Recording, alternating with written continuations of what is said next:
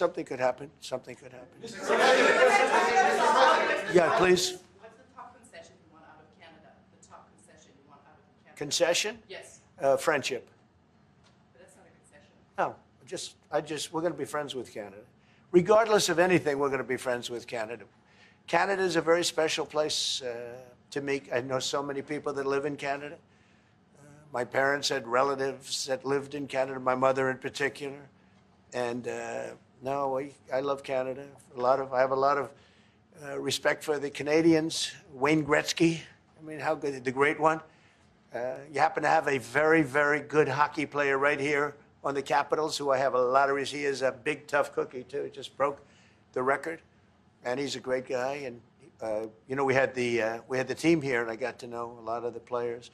But now Canada is a very special place. Yeah, please. Mr. President, and Mr. Prime Minister, I'd like to get your response to this, too. Mr. President, you have said that Canada should become the 51st state. Yeah. No. Well, I still believe that, but it takes two to tango, right? But no, I do. I mean, I believe it would be a massive tax cut for the Canadian citizens. You get free military, you get tremendous medical cares and other things. There would be a lot of advantages, but it would be a massive tax cut. And it's also a beautiful, as a real estate developer, I'm a real estate developer at heart. When you get rid of that artificially drawn line, somebody drew that line many years ago with like a ruler, just a straight line right across the top of the country.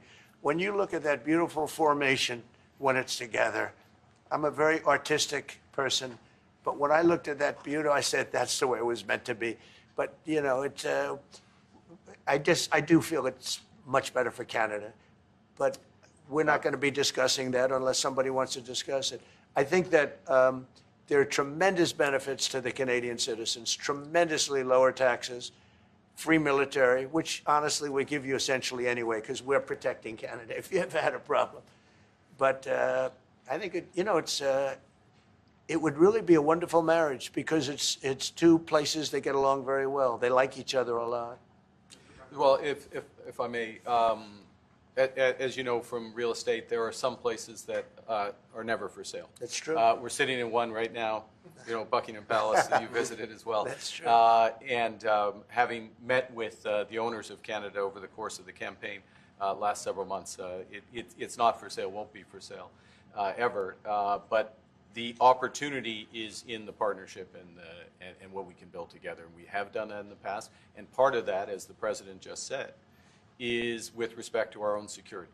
And my government is committed for a step change in our investment in Canadian security and our partnership.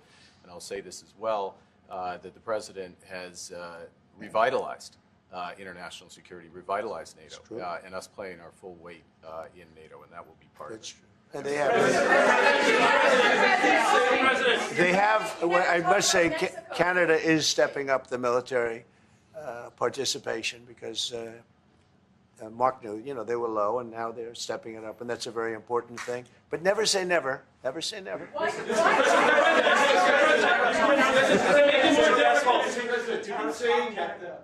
would it take to get the tariffs off of Canada? Well, we'll be talking about different things. Like, we want to protect our automobile business, and so does Mark. But we want to make the automobiles, and we want to, we have a tremendous abundance of energy, more than any country. We have, just in Alaska alone, ANWR has been reopened now. ANWR is probably the largest find anywhere in the world. They say it's larger than Saudi Arabia. I don't know, but it's a lot. But we have tremendous amounts of energy. Other countries don't. We're both lucky in that way. They have energy. We have energy. We have more than we can ever use and more than we could ever sell, actually, and you have the same thing. So we're two countries that are very lucky. If you look at China, they don't have that. It's a big disadvantage. Other countries, most countries don't have. Most countries don't have that. So Canada and us, we have a lot of advantages over other places. Mr. President, when you consider what Mr. Carney just said, that Canada is not for sale, does this make the discussion a little more difficult to start on? No, not at all. No, not at all. No, time will tell. It's only time. But I say never. I've had many, many things that were not doable, and they ended up being doable. And only doable in a very friendly way. But if it's to everybody's benefit, you know, Canada loves us and we love Canada. That's, I think, the number one thing that's important. But we'll see. I mean, over time, we'll see what happens. Mr. China. I was hoping you can clarify something. Earlier this morning on Capitol Hill, Secretary Bessent said that there hadn't been no negotiations yet with China. You have said something different. They want to meet, and they're doing no business right now. And those ships are turning around in the Pacific Ocean. Big turn. Those are big ships. Those ships take about 10 miles to turn. And, you know, we lost $1 trillion to China on trade because of an incompetent president that we had who preceded me, grossly incompetent. You're finding it out more and more now. And by not trading, we're losing nothing. So we're saving $1 trillion. It's a lot. But they want to negotiate and they want to have a meeting, and we'll be meeting with them at the right time. But you haven't met with them yet. I have not met with them, of course. You would know if I met. I'd tell you. They want to meet, but, you know, we are right now. Look, they're suffering greatly. Their economy is suffering greatly because they're not doing trade with the U.S. And they made most of their money off the U.S. Don't kid yourself. They don't make the money off other countries like this. And they were making. We had a trade imbalance. We had a deficit, or they had a surplus. Another way of saying it, of more than $1 trillion. Think of it, more than $1 trillion. And because of 145%, that's the only reason. But because of they have now 145% tariff. There's no trading. You can't trade with 145%. We are, therefore, making, in a certain way, I guess, $1.1 trillion. In other words, we're not losing $1.1 trillion. Our deficit is much better. When I started, I say we were losing billions of dollars a day on trade. That's rapidly turning around. We looked at numbers this morning. So we were losing, the United States during Biden was losing more than, I won't even give you numbers because they're so embarrassing, but billions of dollars a day on trade. Those numbers are rapidly turning between the tariffs. Don't forget, we're now getting 25% on cars, 25% on aluminum, 25% on steel, and maybe more importantly, massive numbers of companies are moving into the United States. Honda, we have tremendous, the car companies are moving in at levels we've never seen before. The biggest investment ever made in the United States is being made right now. Trillions of dollars. I would say we could be at $9 trillion. You could go back to other presidents. They haven't had $1 trillion for their entire term. Look at Biden. He had bad numbers. People were leaving. They weren't coming in. They were leaving with Biden. And he didn't know the difference. The only thing he knew is people coming in. You know who they were? Illegal immigrants, okay, from prisons, from mental institutions, from all sorts of places that weren't good, from gangs, from Venezuela. They were coming in and they were criminals and murderers, 11,888 people that murdered, and at least half of them murdered more than one person. This is what Biden led into our country. I'm bringing in big companies. We have Apple is investing $500 billion. We have Jensen, as you know, is going to be 500 biggest chip maker, or chip thinker, I call him. He's really a thinker more than a maker. But we also have the maker, Mr. Wei.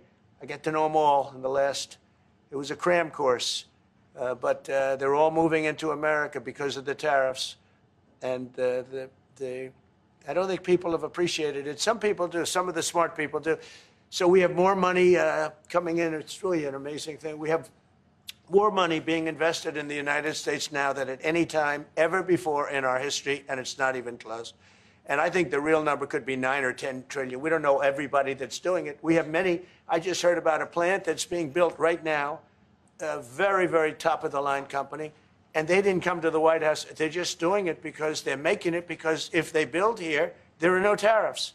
And this is the big market. This is the market. That sets us apart from it. This is the market where everyone wants to be. Now, if I didn't come here and do this, all of a sudden we wouldn't be the market where everyone wants to be. So we're able to do it in time. But we're going to have a great announcement. And I'm not necessarily saying it's on trade. Going to the beginning, we're going to have a great announcement over the next few days, an announcement that will be so incredible, so positive. And I'm not saying, I don't want you to think it's necessarily on trade. Just to finish, we also have a situation, because everyone says, when are you going to sign deals? We don't have to sign deals. We could sign 25 deals right now, Howard, if we wanted. We don't have to sign deals. They have to sign deals with us. They want a piece of our market. We don't want a piece of their market. We don't care about their market. They want a piece of our market. So we can just sit down, and I'll do this at some point over the next 2 weeks, and I'll sit with Howard and Scott and with our great vice president, who has done a really good job. We have some good news to report on a lot of fronts, but JD will be there and Marco, and we're going to sit down and we're going to put very fair numbers down, and we're going to say, here's what this country, what we want, and congratulations, we have a deal. And they'll either say, great, and they'll start shopping, or they'll say, not good, we're not going to do it. I said, that's okay, you don't have to shop. Now, we may think, well, they have a right, that maybe we were a little bit wrong, so we'll adjust it. And then you people will say, oh, it's so chaotic. No, we're flexible. But we'll sit down, and we'll, at some point, in some cases, we'll sign some deals. It's much less important than what I'm talking about. For the most part, we're just going to put down a number and say, this is what you're going to pay to shop. And it's going to be a very fair number. It'll be a low number. We're not looking to hurt countries. We want to help countries. We want to be friendly with countries. But you keep writing about deals. When are we going to sign? When? It's very simple. We're going to say, in some cases, we want you to open up your country. In some cases, we want you to drop your tariffs. I mean, India, as an example, has one of the highest tariffs in the world. We're not going to put up with that. And they've agreed already to drop it. They'll drop it to nothing. They've already agreed. They would have never done that for anybody else but me. So we're going to put down some numbers, and we're going to say our country is open for business. And they're going to come in, and they're going to pay for the privilege of being able to shop in the United States of America. It's very simple. It's very simple. So I wish they'd stop asking, how many deals are you signing this week? Because one day we'll come and we'll give you 100 deals. And they don't have to sign. All they have to do is say, oh, we'll start sending our ships right now to pick up whatever we want or to bring whatever we want. It's very, very simple. And I think my people haven't made it clear. We will sign some deals, but much bigger than that is we're going to put down the price that people are going to have to pay to shop in the United States. Think of us as a super luxury store, a store that has the goods. You're going to come and you're going to pay a price, and we're going to give you a very good price. We're going to make very good deals. And in some cases, we'll adjust. But that's where it is. And we've been ripped off by everybody for 50 years, and we're just not going to do that anymore. We can't do that. And we can't let any country do that to us. We're just not going to do it anymore. Can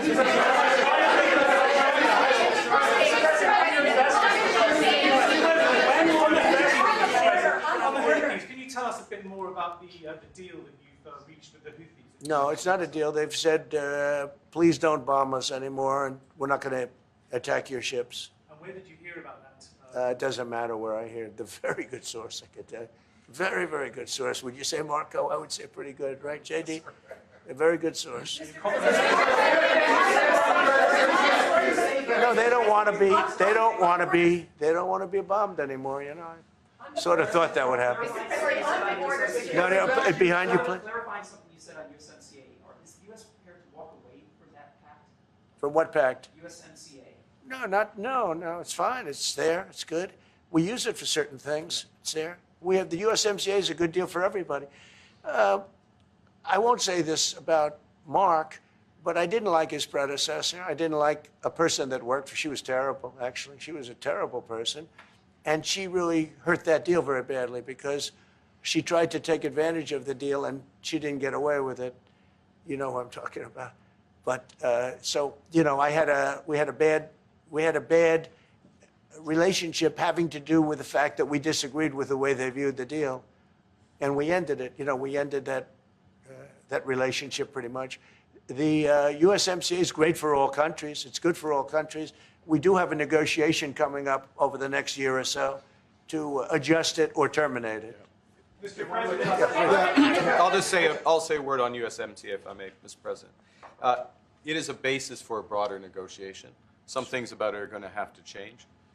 And part of the way you've conducted these tariffs has taken advantage of existing aspects of USMCA. So it's going to have to change. There's other elements that are come, and that's part of what we're going to discuss. Right. During the campaign, Prime Minister Carney talked about the American betrayal. How do you react if Canada decided not to shop in the American store as much as before and decided to partner with other countries? Well, we don't do much business with Canada from our standpoint. They do a lot of business with us. We're at like 4%. And usually those things don't last very long. You know, we have great things, great product. The kind of product we sell, nobody else can sell, including military. Look, we make the best military equipment in the world, and Canada buys our military equipment, which we appreciate. But we make the best military equipment in the world by far. The missiles, the submarines, everything. Everything we have is really top notch. I rebuilt our military during our last term. Stupidly, we gave some away to Afghanistan, which shouldn't have happened. But that was, I think it was the most embarrassing moment in the history of our country. It was just very incompetent people.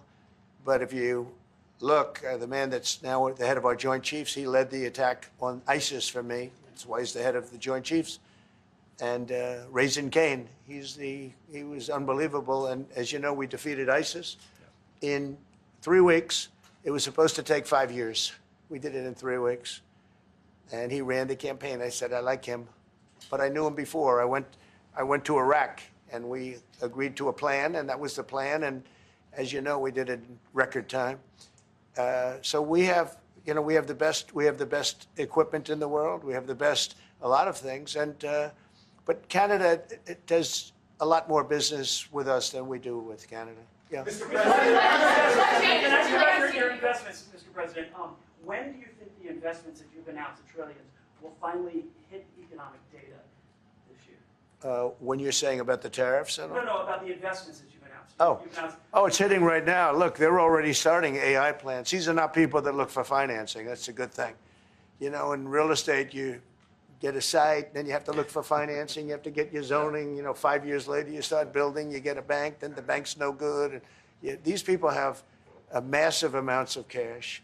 The CHIPS Act was a ridiculous thing because that doesn't get them to build. All we did is hand very wealthy companies money. The CHIPS Act that was done by Biden. Billions, we give them billions of dollars. They don't even have to do anything with it. And then if you weren't, if you didn't have, and I don't want to be a wise guy, but if you didn't go with the DEI, if you didn't go with all of the different things, woke, if you weren't woke, you couldn't even use the money. You had to have a certain percentage of this and that and that and that. It's impossible to have. The companies actually complained to me. They said they gave me all this money, but nobody can get these people to do anything. I mean, look, President Obama, and if he wanted help, I'd give him help because I'm a really good builder and I build on time, on budget. He's building his library in Chicago. It's a disaster. And he said something to the effect, I only want DEI, I only want woke. He wants woke people to build it. Well, he got woke people, and they have massive cost overruns. The job is stopped. I don't know. It's a disaster. And I don't like that happening because I think it's bad for the presidency that a thing like that should happen. He's got a library that's a disaster. And he wanted to be very politically correct, and he didn't use good, hard, tough, mean construction workers that I love, Marco. I love those construction workers. But he didn't want construction workers. He wanted people that, like, never did it before. And he's got a disaster in his hands. Like millions of dollars, really many millions of dollars over budget. And I would love to help him with it, or somebody else. I could recommend professionals, but it was not built in a professional manner. By the way, nor was in California a little train going from San Francisco to Los Angeles that's being run by Gavin Newsom, the governor of California. Did you ever hear of Gavin Newsom? He has got, that train is the worst cost overrun I've ever seen. It's like totally out of control. So then they said, all right, we won't go into San Francisco. We'll stop 25 miles short. And we won't go into Los Angeles. We'll stop 25 miles short. It's hundreds of billions of dollars for this stupid project that should have never been built. And then they realized that it would have been a lot less costly if we just gave limousine service back and forth and gave it free. They would have saved hundreds of billions of dollars. They have airplanes that go there for one hundredth the cost. And they have cars. They have a thing called a highway that goes back and forth that's not fully utilized. And they got involved with this project. And Gavin, you know, I always liked Gavin. I had a good relationship with him. I just got him a lot of water. You know, I sent in people to open up that water because he refused to do it. And we just got him a lot of water. If they would have had that water, and if they would have done what I said to do, they wouldn't have had the fires in Los Angeles. Those fires would have been put out very quickly. But if you think about it, and you got to take a look at this, it's the worst cost overrun I've ever seen. I've watched a lot of stupid people build a lot of stupid things, but that's the worst cost overrun I've ever seen. What's happening between San Francisco and Los Angeles. And you ought to ask about that because this government is not going to pay. I told our very great new Secretary of Transportation, he's doing a good job, Sean Duffy, I said, we're not going to pay for that thing. They are just, it's out of control. This is something that you don't have things like this. It's not even conceivable. Like 30 times over budget, 30 times. It's the craziest thing and now it's hundreds of, it was supposed to be a simple train. And I think the media should take a look at it. And I'd love him to run for president on the other side. You know, I'd love to see that. But I don't think he's going to be running because that one project alone, well, that and the fires and a lot of other things, pretty much put him out of the race. Mr. President, what changes would you like to see to the USMCA? And steel and aluminum. And I think we have a baseline of 10% or something like that for the tariffs. But we're getting along very well. Right now, going no further, but we have an agreement. We did something with even parts. You want to discuss that, Howard, with respect to Canada, which helps Canada out? Sure. So we've made an arrangement with the car companies that 15% of their USMCA parts are included, and then 15% of foreign parts from the manufactured suggested retail price are not tariffed to help domestic manufacturing really thrive. So it gave them a chance to be able to build their car parts factories if they're going to. A lot of these companies already have factories, and what they have to do is just fill them out. But they're able to build them in the United States, so we gave them a pretty substantial period of time. I think. Just to clarify, Mr. President, is there anything the Prime Minister can say to you today to change your mind on tariffing Canada? Tariffing cars? Tariffing Canada. Is there anything he could say to you in the course of your meetings with him today that would get you to lift tariffs on Canada? No. Why not? Just the way it is. What's the first date? Yeah. If Canadians don't want it, would you respect that? Sure, I would. But this is not necessarily a one-day deal. This is over a period of time they have to make that decision. Yes, go ahead. Yeah, if I may. Well, respectfully, Canadians' view on this is not going to change on the 51st state. Secondly, we are the largest client of the United States in the totality of all the goods. So we are the largest client of the United States. We have a tremendous auto sector between the two of us, and the changes that made have been helpful. 50% of a car that comes from Canada is American. That's not like anywhere else in the world. And to your question about is there one thing? No, this is a bigger discussion. There are much bigger forces involved, and this will take some time and some discussions, and that's why we're here, to have those discussions, and that is represented by who's sitting around the table. See, the conflict is, and this is very friendly. We're not. This is not going to be like we had another little blow up with somebody else. That was a much different.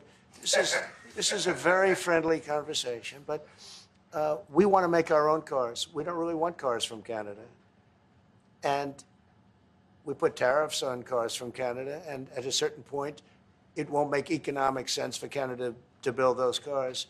And we don't want steel from Canada because we're making our own steel, and we're having massive steel plants being built right now as we speak. We really don't want Canadian steel, and we don't want Canadian aluminum and various other things because we want to be able to do it ourselves. And because of past thinking of people, we have a tremendous deficit with Canada. In other words, they have a surplus with us. And there's no reason for us to be subsidizing Canada. Canada's a place that will have to be able to take care of itself economically.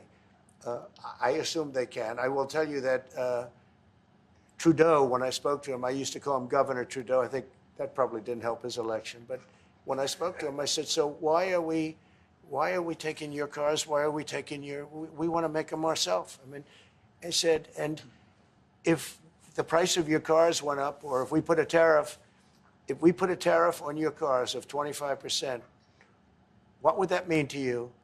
He said, that would mean the end of Canada. He actually said that to me. And I said, that's a strange answer, but I understand his answer. But no, I mean, it's hard to justify subsidizing Canada to the tune of maybe $200 billion a year. We protect Canada militarily, and we always will. We're going to, that's not a money thing. But we always will. But, it's not fair. But why are we subsidizing Canada $200 billion a year, or whatever the number might be? It's a very substantial number. And it's hard for the American taxpayer to say, gee whiz, we love doing that. Thank you very much. We're going to have a very substantive. Thank you. Thank you very much.